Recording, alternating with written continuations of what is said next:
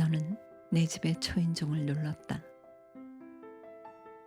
나는 집안에 없는 사람처럼 내가 찾은 집이 내 집이 아닌 것처럼 응답하지 않았다.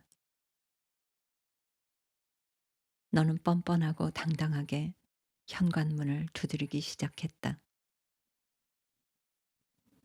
안에서 기척이 없자 점점 더 세게 두드렸다. 사방이 산으로 아늑하게 둘러싸인 전원주택 단지는 조금만 떠들어도 온 동네가 시끄러웠다. 무슨 일이라도 생겼다는 눈치가 보이면 이웃 여자들이 티타임을 핑계로 찾아와 사건을 캐내는 것으로 무료함을 달랠 것이 분명했다. 한동안 리사가 학교에 가지 않는 것으로도 수근수근했던 것을 알기에 문 두드리는 소리가 온 마을에 메아리 치기 전에 응답했다. 내가 클라인이건 미술교사이건 간에 집에 들이기 싫었지만 현관을 열었다. 너는 쭈뼛쭈뼛하며 현관으로 들어서더니 신발도 벗지 않고 무릎을 꿇었다. 정말 미안해요. 용서해 주세요. 이제껏 뻔뻔한 태도로 일관하던 너의 갑작스러운 행동에 당황했다. 학교에서 만났을 때와는 너무나 다른 태도라 무슨 목적으로 그러는 것인지 불안했다. 너는 무릎을 꿇고 고개를 숙인 채 중얼거렸다. 언니, 언니인지 몰랐어요. 미안해요. 저를 알아보시겠어요? 클라인, 그건 너였다. 내가 나를 알아보지 못한다면 나도 굳이 아른 체 하고 싶지 않았다. 그러나 내가 나를 뒤늦게 알아본 것 같았기에 재회의 기쁨이라도 나누는 척해야 할 것 같았다. 나는 내가 무엇을 바라 이곳에 와서 완전히 끝난 일에 대해 무릎까지 꿇어가며 용서를 비는 건지 이해할 수가 없었다. 앞으로 귀찮은 일들이 벌어질 것만 같은 기분이 들었다. 그만 일어나. 나도 이제 알아보겠네. 이렇게 만나게 돼서 유감이야. 너를 일으켜 거실로 안내했다. 내가 직접 일으켜 주지 않으면 온종일이라도 무릎을 꿇고 있을 기세였다. 너는 어색한 듯 집안을 두리번거리다가 소파에 앉았다. 언니, 정말 오랜만이에요. 그동안 연락 못해 미안해요. 리사 엄마가 화가라고 하기에 얼굴을 보고서도 그냥 언니를 닮은 사람인 줄 알았어요.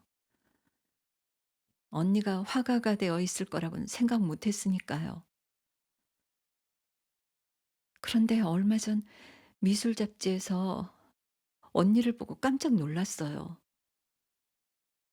언니 작품이랑 인터뷰가 실린 기사였는데 그걸 보니 알아보겠더라고요. 어떻게 전혀 못 알아봤나 몰라요. 내 입에서 화가라는 단어가 나오자 부끄러운 것을 들킨 것 마냥 얼굴이 화끈거렸다. 너를 만나기 전 나는 미술이 무언지 전혀 몰랐다. 난 내게 처음 드로잉을 배웠다. 나도 남들처럼 너와 함께 독일어 스터디를 하고 차를 마시며 수다를 떨고 싶었지만 너는 밥 먹을 시간도 없이 바빴다. 학교를 다니면서 입시 미술학원 강사로 일했고 짬짬이 개인 교습도 했다. 다른 학생들만큼 작업을 하기 위해 늘 새벽에 가장 먼저 학교에 갔다. 학비와 재료비, 용돈을 벌어 써야 했던 너는 늘 시간과 돈이 부족했다. 소중한 시간을 돈 몇 푼 버는데 날려버리고 있는 내가 너무 안쓰러워 너에게 드로잉을 배우기 시작했다. 너는 몰랐겠지만 그림을 배우고 싶었던 것이 아니라 너와 함께 있고 싶기도 했고 늘 고단한 너를 쉬게 해주고 싶었다. 나를 가르치게 되면서 넌 돈이 안 되는 자잘한 개인 교습을 모두 그만두었고 내 집에 자주 들러 시간을 보냈다. 넌 개인 공간이 없는 내 집보다 큰 거실과 서재가 있던 내 집을 좋아했다. 늘 바빴던 남편과 여러 학원을 다니는 아들은 밤이 깊어서야 들어오곤 했지만 너와 함께 있어 쓸쓸하지 않았다. 너는 새 식구처럼 집안 빈 곳을 채워주었고 새로 배운 드로잉도 재미있어 시간이 어떻게 가는 줄도 몰랐다. 점점 남편과 아들에 대한 애정보다 그림과 너에 대한 애정이 커졌다. 내가 무엇을 하고 싶은 건지 알 수 없었지만 너와 시간을 보내다 보니 그림을 그리며 사는 것도 괜찮을 것 같았다. 하지만 내게 썩 재능이 있는 것 같지는 않았기에 그저 꿈을 꾸어볼 뿐이었다. 그런 내게 너는 노력하면 할 수 있다며 용기를 북돋워 주었다. 긴 세월이 흘렀지만 내 앞에서는 여전히 드로잉을 배우던 학생인 것 같아 왠지 부끄러웠다. 내가 이렇게 늙었으니 못 알아볼 법도 하지. 앞머리 하얀 것 봐. 나도 몇 번을 보고도 너인 줄 몰랐는데 뭐. 너야말로 교직에 있을 줄은 몰랐네. 애들 가르치는 거 싫어했잖아. 그림을 계속 그리고 있을 줄 알았어. 저도 제가 이렇게 될 줄 몰랐어요.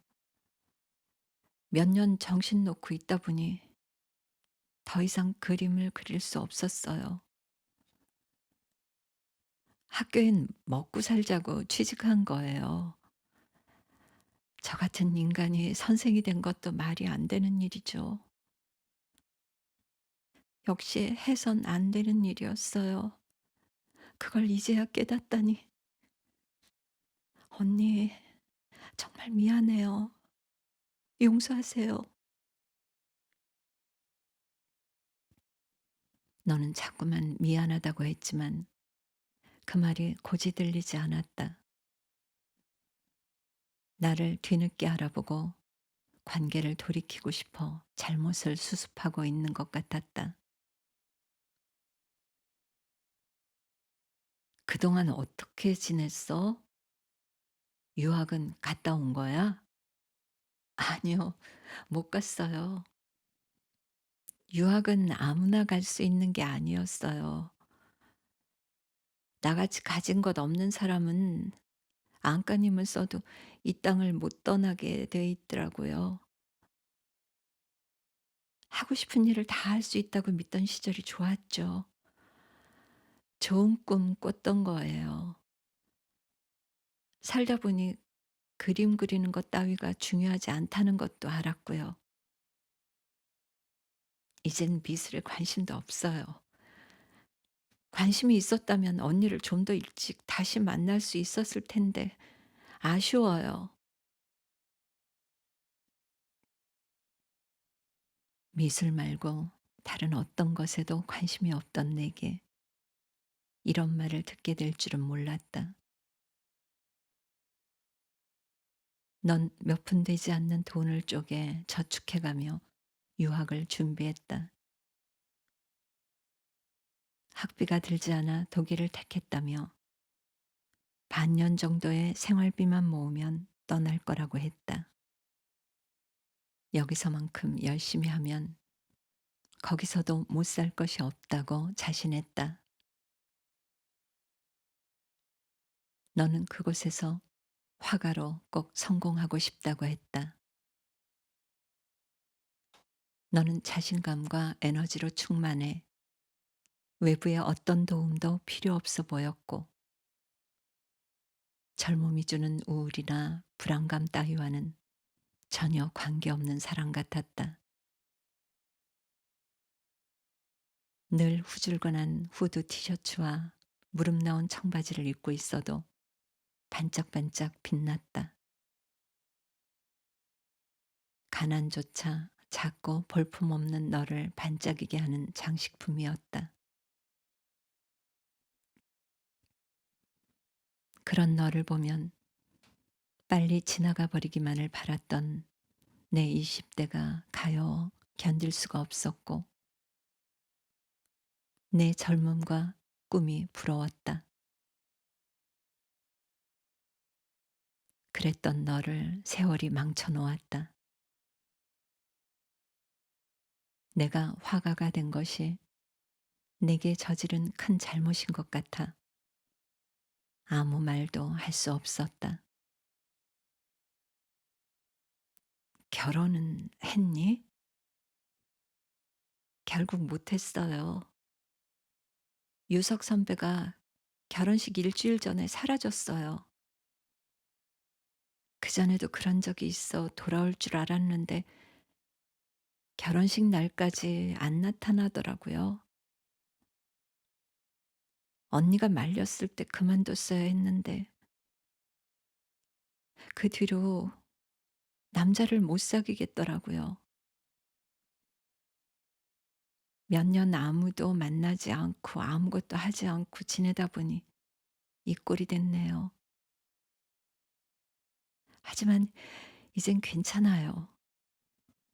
너는 전혀 괜찮아 보이지 않았다.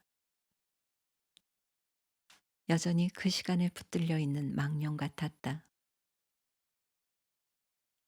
사실 유석과 헤어진 것은 알고 있었지만 오랜 세월 동안 혼자 살고 있을 거라고 생각하지 않았다.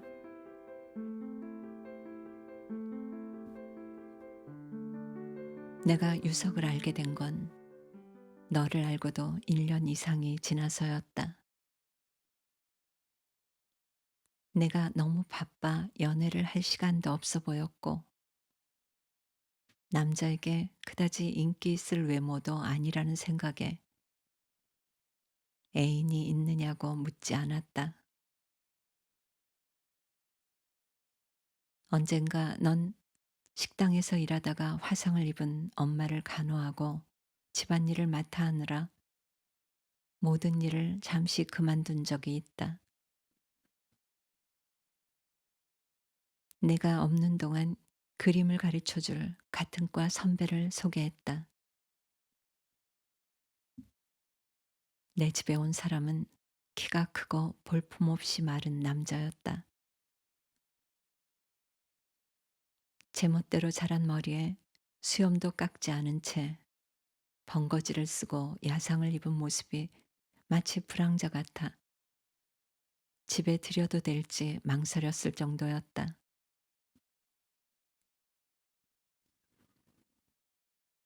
그는 농담을 잘하고 껄렁거리는 스타일이었다. 그는 넉살 좋게 10살이나 많은 나를 누나라고 불렀다. 그는 너보다 겨우 3살 많은 주제에 나이 많은 남자인 것처럼 행동해 비위가 상했다. 게다가 시간 약속을 잘 지키지 않았을 뿐 아니라 수업을 빼먹기 일쑤였다. 수업 시간에도 내가 그리는 것에는 전혀 관심을 두지 않고 자기 일을 하기에 바쁜 것 같았다. 너처럼 성실한 사람이 왜 그런 사람을 내게 소개시켜 주었는지 알 수 없었지만 너에게 불만을 이야기하기도 미안해 내가 오는 날만을 기다렸다. 그러던 어느 날 그가 두고 간 작은 크로키북을 보았다.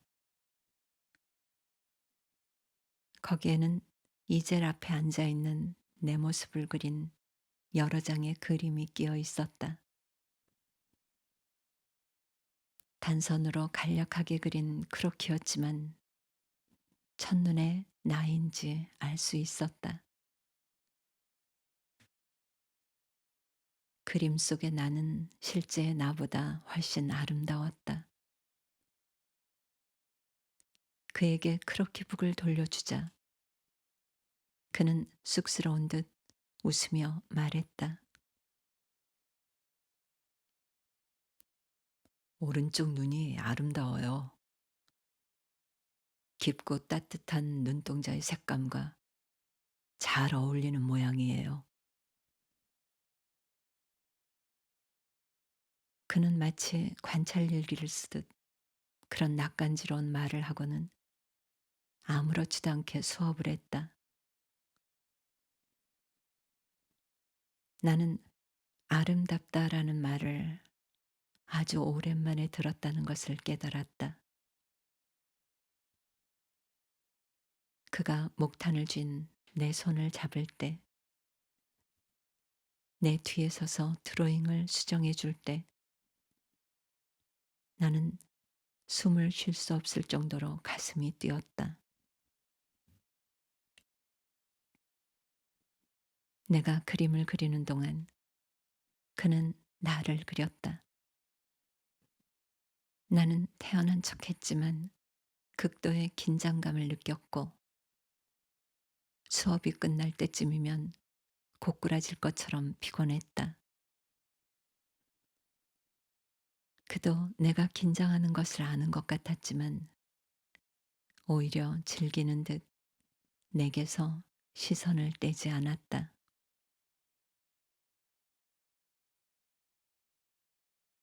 내가 곧 돌아올 거라는 소식을 전하는 그에게 계속 나와줄 수 없느냐 물었다. 흔쾌히 응할 것 같았던 그는 누구도 가르칠 생각이 없었는데 내 부탁이라 들어준 거라며 거절했다. 나는 구애를 거절당한 사람처럼 부끄럽고 슬퍼 어쩔 줄 몰랐다. 그를 다시 만나고 싶지 않았지만 가끔 그는 너와 함께 오곤 했다. 그가 나를 왜 찾아오는 건지 알 수 없어 괴로웠다. 내 앞에서 너희 둘은 만담을 하듯 주거니 받거니 대화를 하다가도 아주 사소한 것에 고집을 부리며 다시는 안 볼 사람들처럼 싸움을 했고 시간이 지나면 또 언제 싸웠냐는 듯 희희낙락했다. 이상하게도 나는 둘의 관계가 궁금하지 않았다. 마치 동성 친구나 남매지간처럼 가까운 사이일 거라고 생각했다.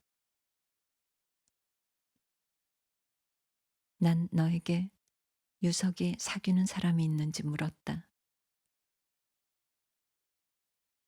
그때 내가 그의 애인이라며 부끄러워하던 낯선 모습을 잊을 수가 없다. 복학생이었던 유석이 너에게 구애한 뒤 2년 넘게 사귀는 중이라고 했다. 그제야 나는 너의 일부만을 알고 있을 뿐 진짜 너의 삶은 우리 대화의 바깥에 있다는 것을 깨달았다. 난 한없이 외로워졌고 너희에게 소외당한 것처럼 슬펐다. 너는 그와 내가 많이 닮았다고 했지만 사실 그렇지 않았다. 너와 달리 그는 모든 것이 지나쳤다. 지나치게 자신만만했고 지나치게 열등감에 사로잡혀 있었다. 그 모순적인 감정들이 균형을 이루고 있었기에 아름다웠다. 그를 분리해 놓은 것이 너와 나라는 생각이 들었다. 나는 너희의 관계가 그리 오래 가지 않을 거라고 생각했다. 유석이 너를 사랑했던 것이 거짓은 아니었을 테지만 그는 나를 사랑하고 있었다. 그는 너 몰래 찾아와 내가 보고 싶었다고 하며 나를 그리곤 했다. 나는 그 사실을 내가 알까 걱정돼 그에게 다시 나타나지 말라고 경고했다. 그러면서도 나는 내심 그가 다시 나를 찾아와 주길 바랐다. 너는 졸업 후 그와 결혼을 할 거라고 했다. 난 그것이 유학과 마찬가지로 내 계획일 뿐인 줄 알았다. 그러나 그것은 너희 둘 사이에 모두 끝난 이야기였고 결혼 날짜까지 받아놓은 상태였다. 내가 졸업하고도 유석은 학교를 한 해 더 다녀야 했지만 둘 다 객지 생활을 하고 있었으므로 빨리 살림을 합치는 편이 낫다며 서둘렀던 것이다. 난 너의 결혼을 굳고 반대했다. 내가 유석을 사랑해서 그런 것만은 아니었다. 나는 유석만큼 너도 사랑했다. 유석은 너보다 더 가진 것이 없었고 그림 그리는 것 말고는 제대로 하는 일이 없었다. 졸업 후 작가로 활동하고 싶어 하는 너희 둘이 결혼을 한다면 빈곤층이 될 것이 뻔했다. 둘 중 한 명은 생계를 책임져야 하는데 생활력이 강한 내가 그 역할을 맡을 가능성이 농후했다. 결혼은 현실이고 너의 인생을 드라마틱하게 변화시킬 수 있는 유일한 기회이니 쉽게 결정하지 말라고 했다.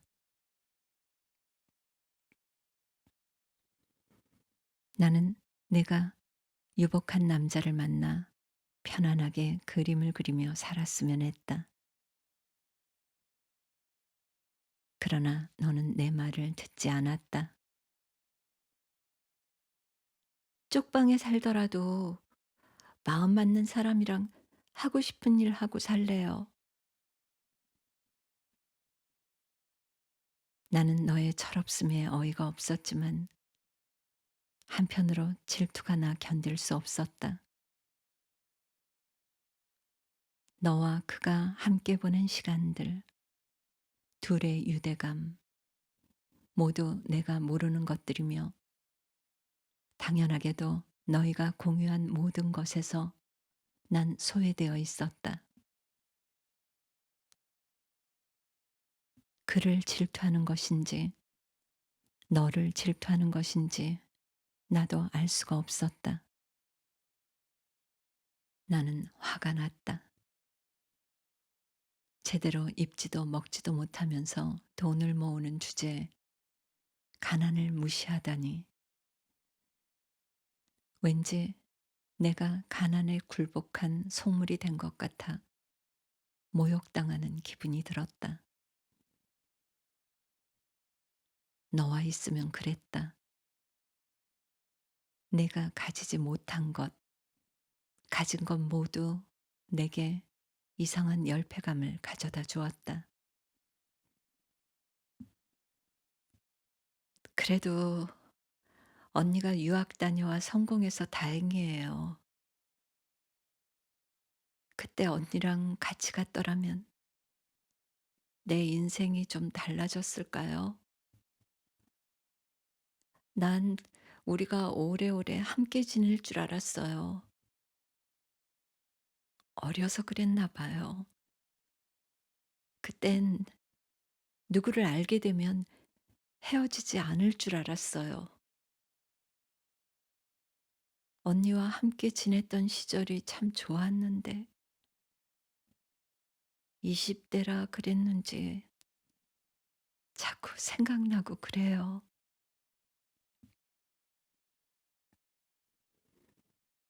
나는 공부를 하고 싶어 유학을 갔던 것이 아니었다.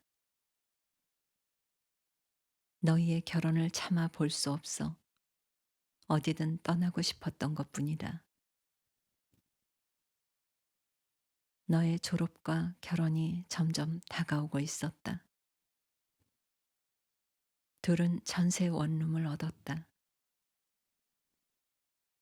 유석이 졸업하면 전세금을 빼 유학을 갈 계획이라며 아무 가구도 사지 않으려는 너희를 중고 가구점에 데려가 최소한의 가구를 사주었다.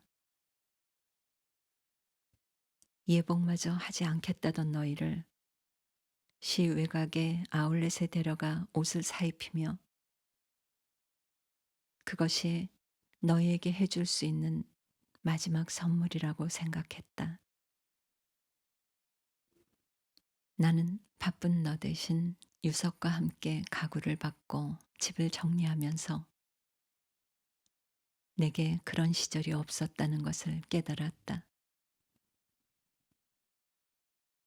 마치 신혼을 시작하게 되는 사람이 나인 것처럼 들뜨면서도 슬펐다. 내가 꿈꾸는 것이 새로운 공부를 하고 남부럽지 않은 직업을 가지는 것이 아니라 이런 게 아닐까 하는 생각이 들었다. 내가 가진 것들을 버려야 얻을 수 있는 것들, 어쩌면 버려도 얻을 수 없는 것들이라고 생각하니 눈물이 났다. 유석은 내가 우는 이유를 아는지 모르는지 가만히 안아주었다. 밥을 먹다가도 가만히 앉아 있다가도 눈물이 주르륵 흘러내리곤 했다. 가끔 그런 모습을 본 아들은 제가 잘못을 해 그런 것처럼 주눅이 들었다. 아이에게 미안해서라도 계속 그렇게 살 수는 없었다. 너희가 결혼하기 전에 이 나라를 떠나는 것만이 해결책이었다. 남편은 아들 핑계를 대며 한번 잡아보고는 내 뜻대로 하라고 방관했다. 아들은 기숙사가 있는 고등학교로 진학을 했고 나는 학교도 정하지 않고 포트폴리오와 어학시험 준비도 없이 베를린으로 출발했다. 떠나기 전날 나는 너에게 전화를 걸어 작별 인사를 하며 물었다. 생활비를 내가 부담한다면 나와 함께 유학을 가겠느냐고 하자. 너는 농담으로 받아들이며 잘 다녀오라고 했다.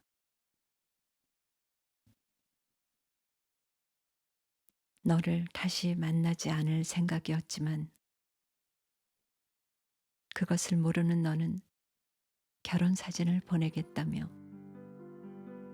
도착하면 주소를 알려달라고 했다.